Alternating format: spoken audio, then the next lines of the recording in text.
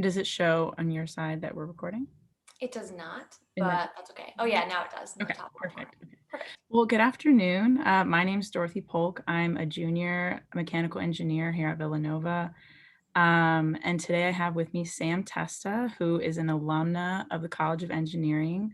Sam, if you'd like to just go ahead and introduce yourself right off the bat. Sure. My name is Sam Testa. I'm a design engineer at NASA's Kennedy Space Center. I did go to Villanova. I went to Villanova for mechanical engineering for undergrad and my master's degree in 2016 and 2017, respectively. And I'm really excited to be here today. Thank you so much for having me. Yeah, no problem. I'm really happy to be here as well. I was really excited when I was reached out to do this interview. So I guess to start off, I'd love to hear about your experience in undergrad. So my first question is, what drew you to engineering in the first place as your major? So I was like a very stereotypical engineering kid. I was one of those kids who like really loved puzzles and like how to figure things out, taking things apart, putting them back together, like why something wasn't working if it broke. Like that really got me excited Mhm. when something wasn't working and you kind of needed to figure out, what changed from its working, position to why it was broken now.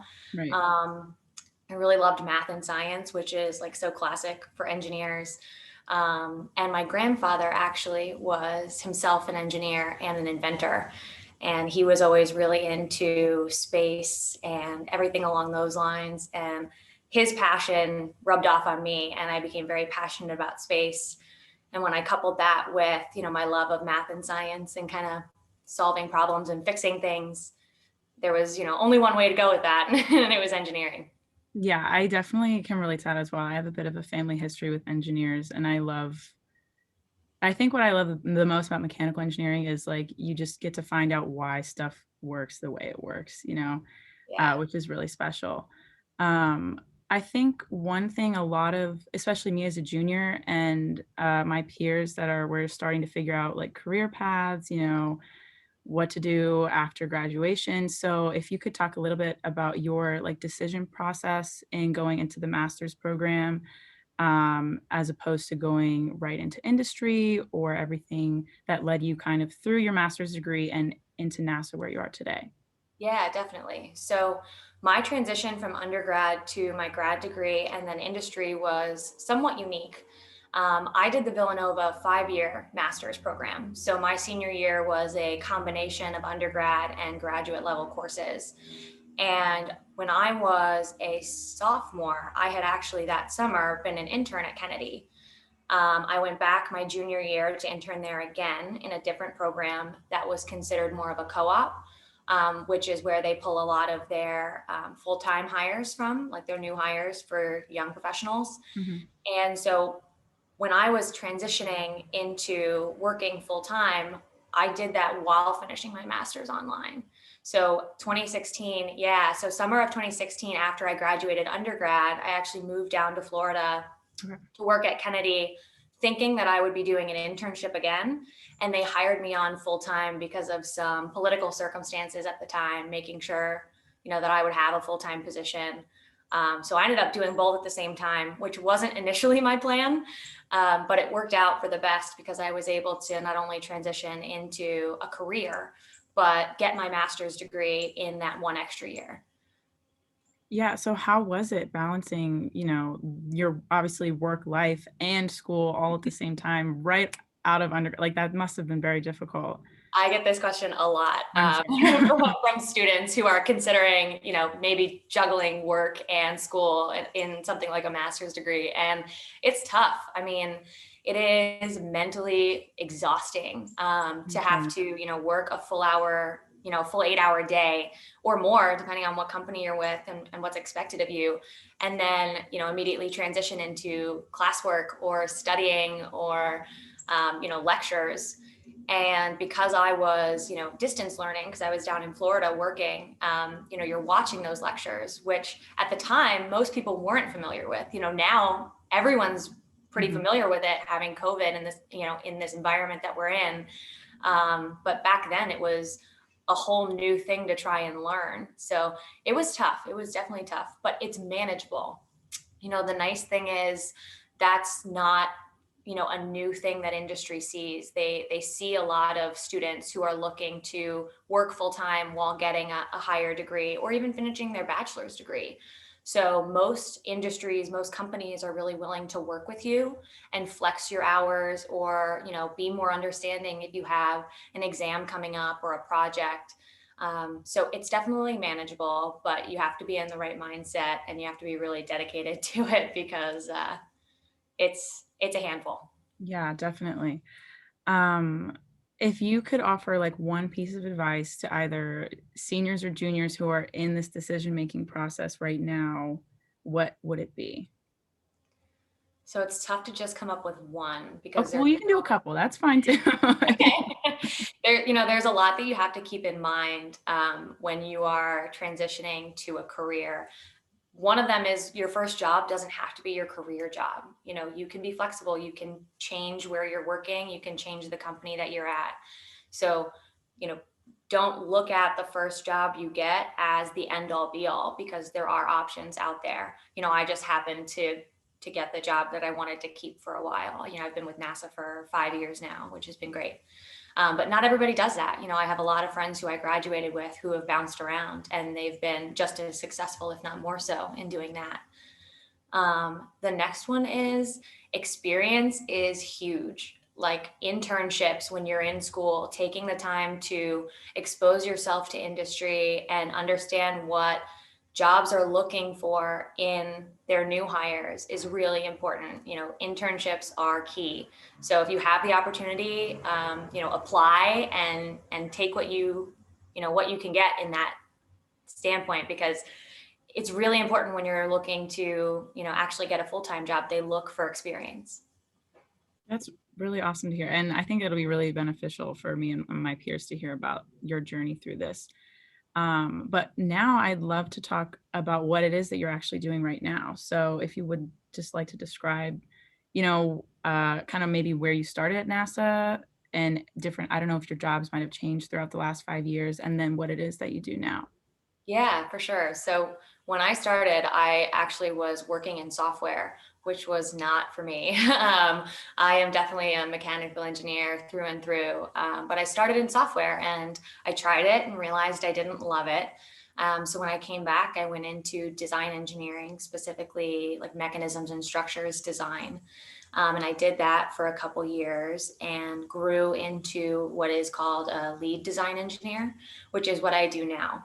So I work, like I said, at the Kennedy Space Center, which is in Cape Canaveral, Florida. We're considered an operational center. So we do a lot of vehicle processing. We launch almost all the vehicles that NASA sends up. There are a couple that get sent up in California and Virginia.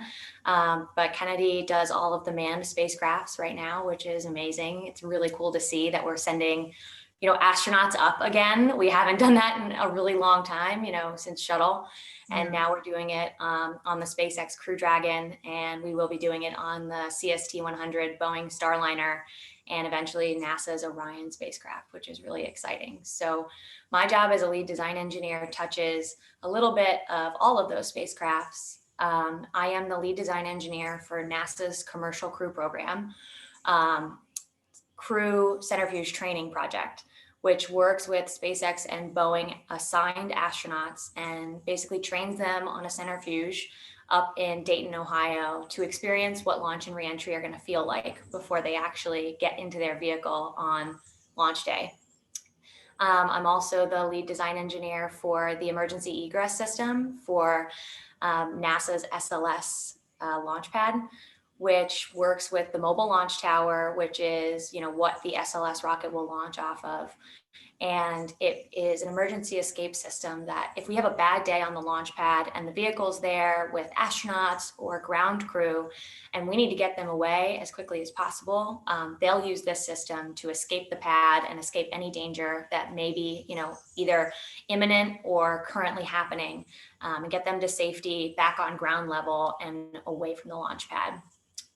And then I also work as the mechanical ground systems equipment lead for the Orion production operations group, which basically means that any of the mechanical hardware that's used to process or test the Orion vehicle, the Orion spacecraft, before it launches, and then on upon landing is something I get to help work through.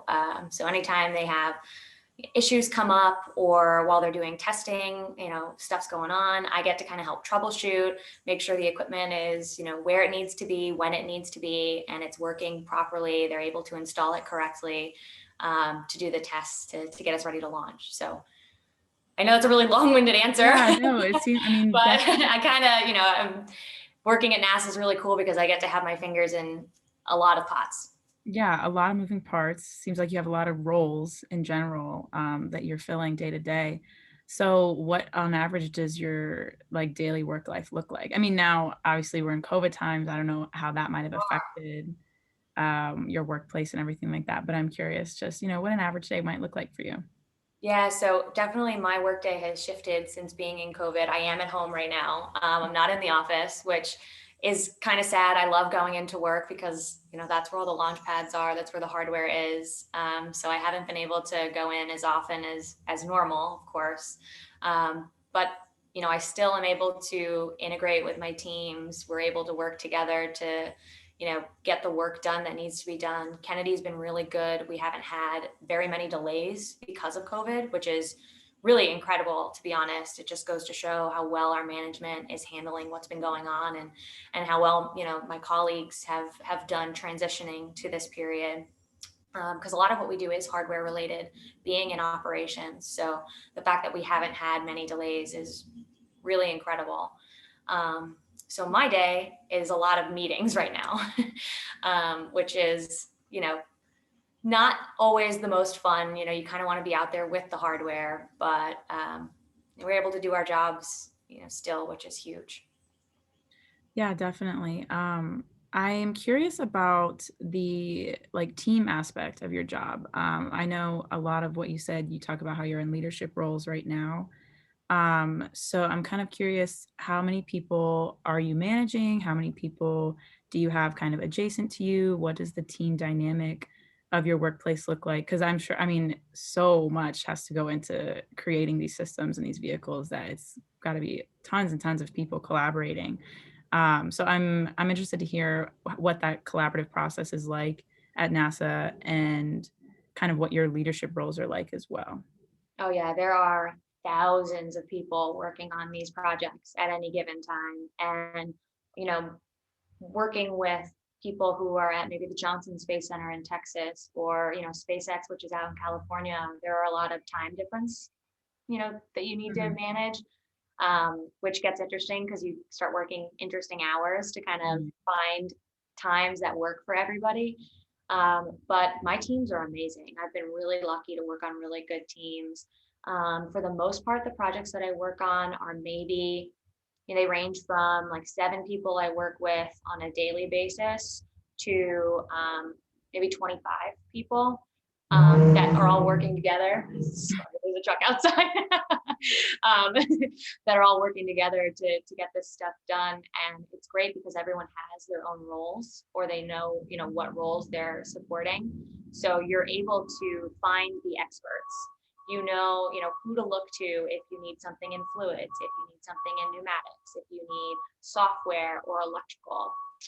You get all these interdisciplinary engineers coming together to do the work, and it makes it easy because you have people who are experts in their field, and they know what they're doing, they have experience, and if they're not sure, they know where to go look. And I think one of the biggest things, like for me, when I work in leadership roles, is knowing what I don't know.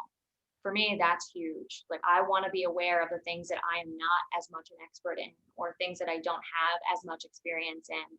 And I want to make sure I know who to go to get that knowledge base. mhm. Because one of the best things a leader does is surround themselves with people who are stronger than them in the areas that maybe I'm not as strong in. So for me, that's always something I try to focus on, is making sure that the people I'm working with have strength that complement, maybe my weaker sides. Mhm. Yeah, that sounds very, I mean, it sounds similar to the kinds of like team projects that we do, in because Villanova has such a huge emphasis on team-based learning and everything, especially in engineering. So and we always complain, everyone complains about group projects, but that's real life. Like every workplace is a team effort, and you're not gonna be able to do things like go to space without having strong teams and strong teammates. Yeah, I think the experiences I got when I was at Villanova in teams, like even if I didn't realize it at the time, was really helping prepare me for the groups that I'd be working on in industry. Because, when you're in classes and you're doing projects that maybe you're not super excited about or aren't, playing to your strengths, or maybe you're in a group with, a couple people that aren't your favorite in your class, or, you don't see eye to eye with, that's the reality of it. When you get put on teams in a real life career situation, you're not picking your colleagues. You're not hand picking the groups that you get to be on very often. And so you kind of have to make, the best out of whatever situation you're thrown in. And Villanova teaches you how to do that, whether you recognize it at that moment or not. Yeah, I agree. I think that's one of the like more stark differences between the size of our school and like a state school like Penn State or UMD, where they just have huge programs, and it's definitely not as intimate of a learning setting, and I think that's been really valuable here at Villanova.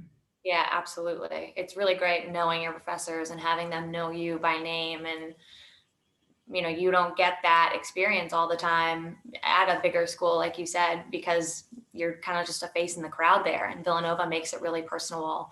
And that's, it's so valuable. And you don't recognize it until you graduate and you look back and your professors are still checking on you to see how you are. It's a really nice experience. And that's one of the reasons I chose to go to Villanova in the first place. Yeah, I agree actually. And that's something I've been realizing more and more, talking to some of my friends from high school who are at very different types of colleges. That's something I'm pretty grateful for to have here at Villanova. Yeah, absolutely. So I'm going to shift gears a little bit here. We are interviewing in the spirit of Women's History Month, which is actually started today. It's March 1st. Mhm. So I want to now chat a little bit about like your experience as a woman in STEM and engineering. So my first question being, can you think of any like obvious challenges that being a woman in engineering presented to you, whether that was in your education or at NASA now? This is always a really interesting question because there's so many directions that you can go with it, Mhm. right? I think from my personal perspective, even when I was at Villanova, initially when you first walk into that general engineering class, it's like one of your 1,000 courses, like freshman year, first semester. Mhm. Um, you kind of see how many other women are in the room with you because in high school, so many people told you that, or at least told me that, engineering was a male dominated, course, and you wouldn't see as many women there as you may in other fields. So I think that's the first time that you see or that you're aware of, how many women are or maybe are not around you. Mhm. And then for me, I think that was the last time that I paid attention to it. Because as you go through, you start to see the people around you just as engineers. Mhm. You don't recognize anymore, whether you are one of a few women or the only woman or in an all women setting, which is good. That's a good thing. One of the things that I've noticed lately, because it kind of gets brought up, especially during Women's History Month, Mhm. is, the statistics surrounding how many women are in engineering right now or were back, a few years ago and are now. And it's evening out. We're getting much closer to 50-50 than we used to be. And because it's, talked about, I have started noticing it more that in my projects, my chief engineer is a woman. In a couple of, the projects I'm in, the entire management team is women, which is really nice to see. It's not something that you would have a couple years ago, maybe taken in stride. You may have been taken aback to see a team like that and said, wow, these are all women. That's so rare. And now you just kind of transition into the team and you're like, okay, we're all engineers. Like, let's get the job done, which is really nice, that it's not as abrupt of a recognition because it's becoming more the norm. So that's something that I really have appreciated lately, is seeing how many women I've been able to work with, and recognizing that it's not really any kind of a shock, because it's just becoming more normalized that there are women in STEM and women in engineering. And, the STEM community as a whole worldwide is doing a really good job promoting women in these fields, and telling young women that you can do whatever you set your mind to. So that's something I've really enjoyed seeing, and kind of taking a moment to appreciate more as I go through my career. But there are going to be times where you are going to unfortunately have someone remind you that you're a woman in engineering, and it won't be something that you're prepared to deal with all the time. It's definitely going to come out of the blue, because I try to be in that mindset that we're all just engineers.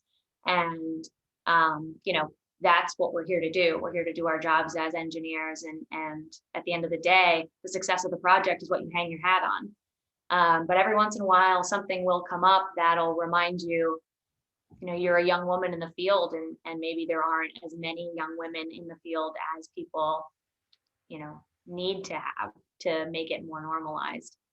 And so that's a very political way of saying, you won't always have everybody accept you being a young woman, especially in a leadership position early on. If you find yourself in a leadership position very soon out of college, people will notice, and they won't always notice in a positive light. But you Mhm. can't let that get to you, because you're doing what's best for you, and your success as an engineer is what's driving you there. So there are a handful of hardships, but I would say that they are very much minor compared to all the positivity surrounding what you do.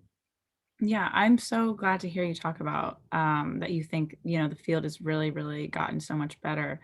I am also in Army ROTC, so I've kind of chosen 2 pathways that are both rather male dominated, and, sometimes you just can't help but worry about, like, if your peers are seeing you as equal, and, it's something that can be, like, in the back of your mind day to day every now and then, and I was actually gonna ask you how you felt that the, field was trending, because, there's this poster in SEER of, like, all the women faculty at Villanova, and the first one is Dr. Welker, who is still here, and she's now our associate dean. And when I first saw that, it kind of took me aback, because I was like, wow, like, she's still here in the middle of her career, like, not super close to retiring at all. And yet she was our first woman faculty. And it was kind of mind boggling, to realize something like that. And, now I feel like I have so many women faculty, I see representing in the department. Our dean is also a woman now. And so obviously, Villanova has been trending in the right direction for years now. And so I was going to ask you how you felt you have seen your career, or your workplace rather, going in the last 5 years, but it seems like you feel really good about the direction things are going. Yeah, things are definitely trending well. I mean, I'm still very often like the youngest Mhm. in my groups, and also one of a few women in my groups. For example, like in my division right now, in the group that I'm in that division, I am one of 2 women in my small group. But it's not something that's ever bothered us. It's because you're not the only woman on the Space Center. You're not the only woman in your project groups. And Mhm. if you are, most people don't recognize that. They just see you as another engineer. And that would be my recommendation for anyone who's worried about it, who thinks about it and is concerned about it. Recognize that you are a young woman. It is what it is. You are a young woman in a field that traditionally is not dominated by women. But recognize it, and then kind of put that away. Okay, you're a young woman in an engineering field, but you're an engineer, Mhm. and that's what you're there to do. That's the job you're being hired for. And use being a young woman as a stepping stone to give you that diversity of thought. It's a big thing that I don't think people talk about enough, is diversity of thought. And that comes from general diversity, right? Different backgrounds, different ethnicities, different genders coming together and looking at a problem. Everyone sees a problem differently based on where they've come from and how they were raised and their own personal experiences in life. And that's why we're able to solve some of these, really critical, really complicated issues, because you bring people together who have completely different views on the exact same thing. And that's how you find the solution that not only solves the problem, but solves it the most efficient way or the most cost effective way.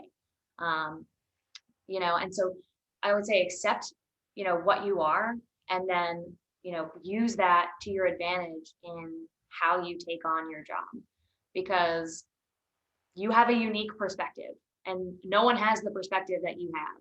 So bring that with you every day when you go to work, and don't let it hold you back. Don't let it intimidate you.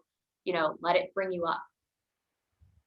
Yeah, I love the way that you mentioned diversity of thought because I think, um, I don't think we'll be operating at our highest like success capacity until we have people from every background working on these problems because just like you said, everyone brings a different perspective and we won't be able to solve everything to the highest degree possible until we have, everyone from everywhere in these spaces designing and solving and engineering. And so I love that you brought that up. It's a really good thing to think about. Um, I am gonna begin to wrap things up. I'm gonna ask two more questions. Um, the first of which being at Villanova, our professors, our faculty emphasize mentorship a lot, and we have like a mentorship program with Career Compass. And so I want to ask you about um, who or what has really helped you kind of advance in your career. If you have any specific mentors that you want to talk about, your relationship with, or how that's kind of helped you get to where you are now. Yeah, so I always love to shout out like one of my biggest Villanova mentors, which was Tom Sanzone. He's a huge Villanova fan. I mean, he's an alumni. He also worked at NASA for like over 30 years. And I was on the Formula SAE team when I was at Villanova for a couple years. And he kind of found me in the garage, and we ended up talking about NASA and, my love of space and how badly I wanted to work there. And he was always one of my biggest cheerleaders, one of my biggest supporters. So Tom Sanzone was a great one. He still mentors kids, especially Villanovans today. He was definitely a big one, lots of support, which is huge from a mentor. I can't even begin to tell you how important it is to have people who are supportive of you and your goals, because when you enter industry, it's a lot more competitive than when you're in school. Mhm. You don't feel the competition in school the same way that you feel it when you're in industry, and you don't see it all the time. But when a promotion comes up, when a new job becomes available, you kind of recognize that as much as you are there to support your colleagues, you're also working to get that promotion, Mhm. or, get that new job offer that they are also applying to. So the people who are working with you and supporting you and you're supporting in your day-to-day projects, there's still an underlying level of, competing for a new promotion or a new job. Whereas when you have a mentor, they're there and they only have your best interest at heart. They want to see you succeed, at everything you do. And they want to do everything they can to help you succeed with no selfish intentions whatsoever. And it's not as easy to find that in the real world as it is to find it at Villanova. So finding a mentor who is there to support you, is there to cheerlead you, is there to give you the hard advice, the advice that you need, and the reality check that, maybe not anyone else is willing to give you. It's so important because, everyone's always learning in your career. You're never not learning. And if you feel like you've stopped learning, go do something else, because Mhm. there's always room for improvement. And having a mentor there to help guide you through that is invaluable. So Tom Sanzone from Villanova was a really big one for me. I've had more than a handful of career mentors at NASA, ranging from colleagues who are at my level to colleagues who are managing programs, managing projects, chief engineers, etc.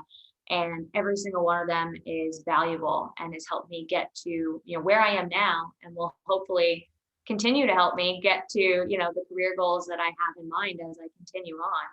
So finding a mentor should be Definitely one a of your top super priorities. mhm, definitely something you wanna do as soon as you can.